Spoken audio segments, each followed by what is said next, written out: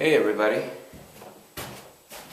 it's Philosophy Friday again. I'm here on this job still. It's day 21, and this is my last official day here. So I'm running around trying to finish it up.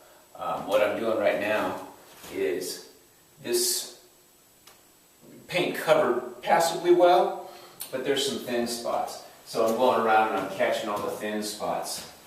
I'm seeing what I can find here. Bedrooms were worse. I did a better job in here. I think probably because I had better light in here. That's my hours. That's my hours sheet. Back in the fridge where it belongs. So I'm just basically going around and gonna tag all the little things here, and I'll make a video showing the whole finished job once I get it all buttoned up. The carpet guys are going to come in once I'm done here, and then the place will, pop together. But it's looking pretty good. What I'm going to go out of the camera angle here a little bit, but you'll be actually able to hear me much better over here. So just gaze out into the serenity of open space there. There in the middle there, next to the bucket with the extension, you'll see my Graco paint sprayer. I use that to spray the ceilings in this place, and that's what I used to spray exteriors with. I used it also to spray the insides of the closets, but that's about all I used it for on this job. But it's a good old horse. Got a good deal on it too. I bought it on eBay. Got it off eBay for about $500. It was a factory sort of reconditioned one, because what they do is they put them out on shelves in paint stores all over the country, and then they can't sell them as new, because they put them out. So they call them reconditioned, but they're brand new. You can get iPhones and stuff like that too. You can get all kinds of deals on things that are supposedly reconditioned, but they're really brand new. Anyway, I don't know what kind of time I've got on the camera, so I better get cracking here. Maybe I'll check and see. I wonder if it'll tell me how much time I've got. No, it doesn't tell me how much time I've got. It just tells me how much time I've used. Anyway, I wanted to talk about, it's Philosophy Friday, but I don't feel terribly philosophical today. But there was a couple things that I wanted to get to. There's some things that I'm having a Rick Perry moment. There were a couple of things I wanted to talk about, and only one is popping into my head. But people have these sort of truisms that they say all the time. Oh, I know what it was, and it's sort of unquestioned, that this is sort of the wisdom of things. And one of them is, change is good. Now, if you Google change is good, which I've done, and then hit images, go to the images of change is good, you will see a million placards and T-shirts and coffee mugs and, baby clothes. It's change is good, change is good, change is good. And it is certainly become a sort of mantra. And when you think about it, change isn't good or bad. That's like saying moving is good. Well, if you're moving from Beverly Hills into Compton, you might not be the best move. If you're moving from Compton into Beverly Hills, it might very well be that change is good, that moving is good. But there's no guarantee just that because a change happens that it's going to be fortuitous. And thinking that it always is one of the diseases that has seized our culture. And we think that if something exists in some sort of stasis, that must be a problem. We have to, we're a nation of busybodies lately. We've got to mess with everything. We just got to change everything. And the other thing that I want to do these two things and kind of tie them together. The other one is to be open-minded. And certainly to be open-minded is a good thing. But that doesn't mean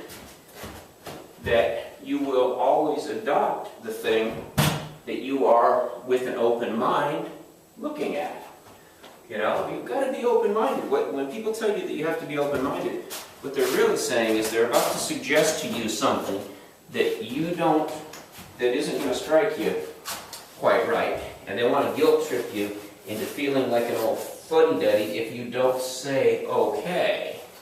And in my way of looking at things, if I'm going to be open-minded, I'm going to be open-minded both to the reasons why it might be a good idea to do it your new way, and I'm also going to be quite open-minded to the reasons that we were doing it the way we were previously. And I will also be open-minded to a third option that neither you have come up with or the people who had it the original way. I try to think critically. I don't know how well I do at it because I, like all humans, am only fitfully rational and logical. I get to do it sometimes. I feel like I'm being pretty objective sometimes, and other times not so much.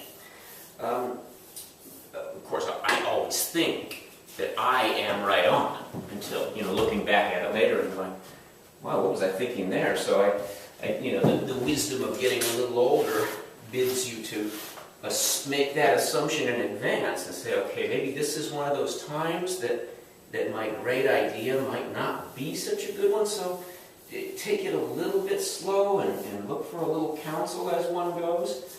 Of course you're going to ignore the counsel, but do look for it. But to be open-minded does not mean that you accept everything. You could be perfectly open-minded and not change a thing and say, I'm open-minded, yeah, give me your best evidence.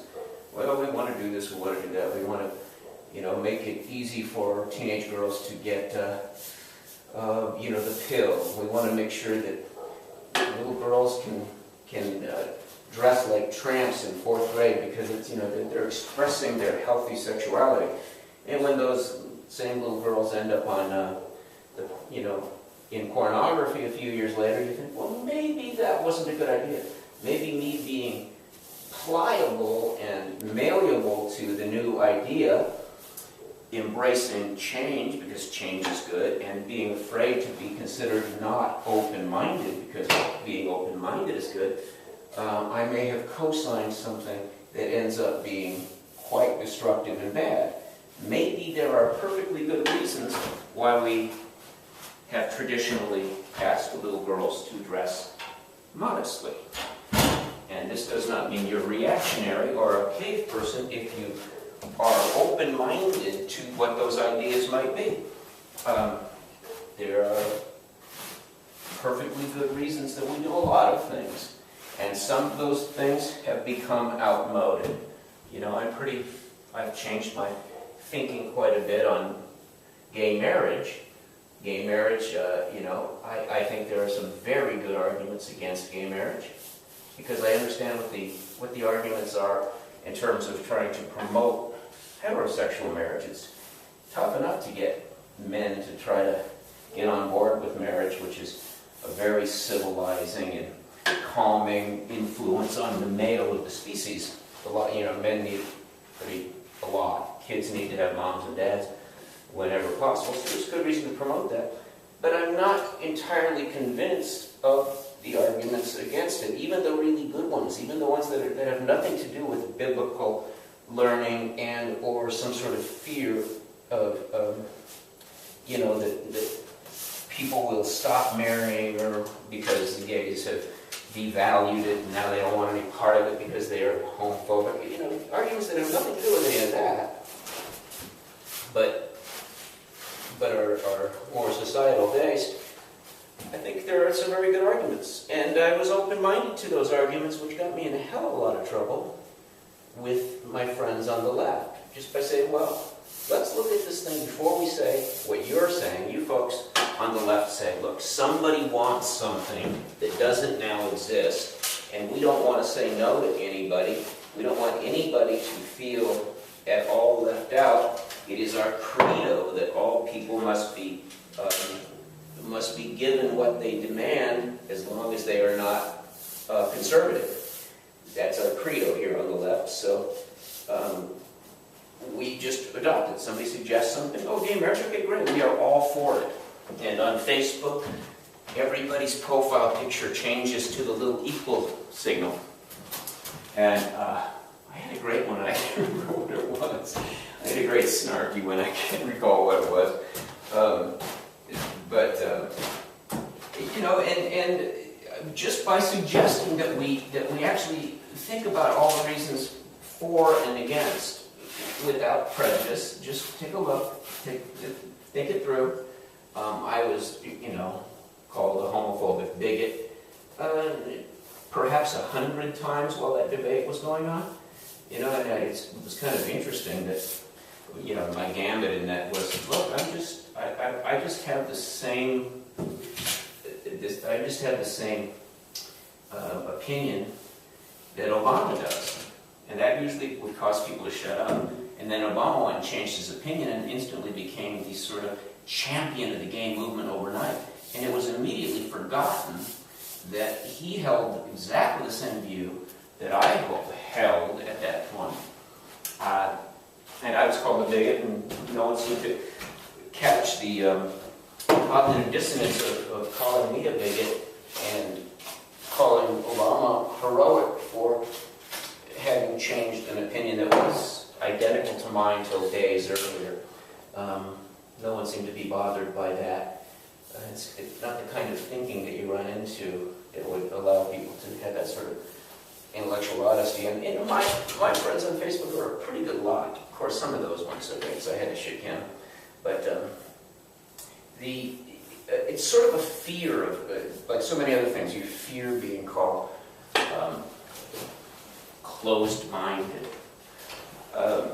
So I think the way to look at things is to not be influenced too much by the thinking of others, which requires some courage. Now that I'm moving into a position where I'm more aligned with the right, there are positions on the right that I see that everybody is holding to, and it's a type of political correctness on the right. That if you don't agree with everything over there, now, you're going to get accused of being a liberal. Now, I moved from a place where I was, watching to be called conservative as an insult, where now I'm over in a territory where certain positions would have me called a liberal, and I would find that offensive or hurtful or whatever. And of course, the gay marriage thing is one of them. So by the same token that people say we shouldn't change the world's oldest institution in order to please 2, perhaps 3% of the population, perhaps only half of whom even are interested in getting married. So maybe it's 1.5% of the population or whatever. We shouldn't be mucking around with that definition. By that same argument, you say, well, how could that small of a number hurt the institution very much? So that's, by just being logical and thinking that way, I had to kind of come to that and argue against the position that I myself was taking. And to say, well, it might sort of take the popularity of marriage away and make it less special and therefore make fewer guys get involved. I'm thinking, well, for every right-winger who is interested, or every conservative who's interested in marriage, not going to be affected at all by gay people getting married, because those people won't consider that to be an actual marriage. Religious people won't consider it to be an actual marriage. And for the people who have run from marriage, i.e. the more liberal people, the secular people who have been losing interest in marriage, perhaps gay people who they think of as sort of the modern day sort of saints of liberal movements, or for some odd reason, maybe they will take it more seriously. And I think that probably more people will be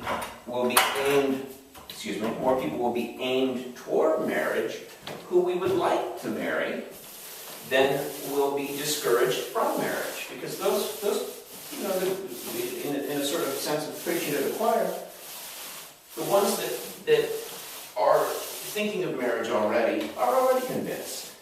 And another problem is potentially solved, and that is the one that the most frightening aspect of gay Americans is, probably the propensity on the side of male homosexuals toward,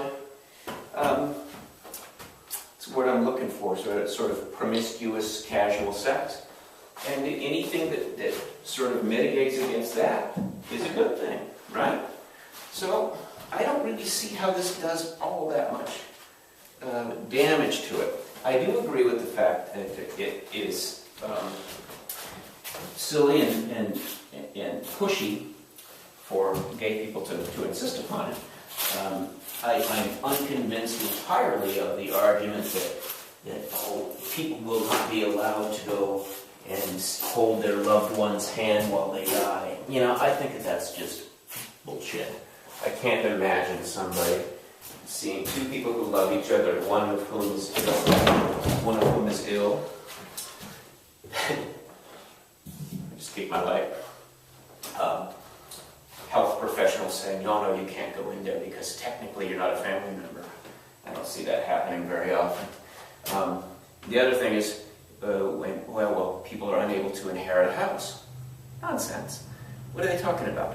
Anybody who has a long-term relationship, you can get a domestic partnership, which gives you most of the rights, and then you can get power of attorney. You can get a limited, what's that I'm looking for? That sort of partnership. This sort of, you can get all kinds of legal things. Several $100s in a few days at the lawyer's office ought to give you all the protections you need, and the market will address that. So I'm unconvinced by that. Oh, this person lost their house because of, you shouldn't have bought a house with somebody without checking into the legalities of it. So we don't need to change the entire definition of marriage in order to protect those certain things. But anyway, this is just one example I'm giving you about the way of being open-minded, but not necessarily saying that open-minded means I have to embrace the change suggested, following the previous truism that change is good. Oftentimes change is not good. Oftentimes open-mindedness means saying no. But if one remains open-minded, that doesn't mean that person cannot be resolute in the decision made with an open mind. Having said that, one ought also, I think, to be, if one does embrace the idea of being open-minded, which I do, one ought to realize that times do change. And certain times, some things will just simply change with times. Some of the things like, just top of my head, summer vacation came out of there being an agrarian society. The time that people had so many children, we had to produce a lot of children. So that sort of thing changes as the time goes by, and we don't need as many children. And for the maintenance of sort of sustenance farming, so that changes. Things shift. Things change. And by the same token, a lot remains the same.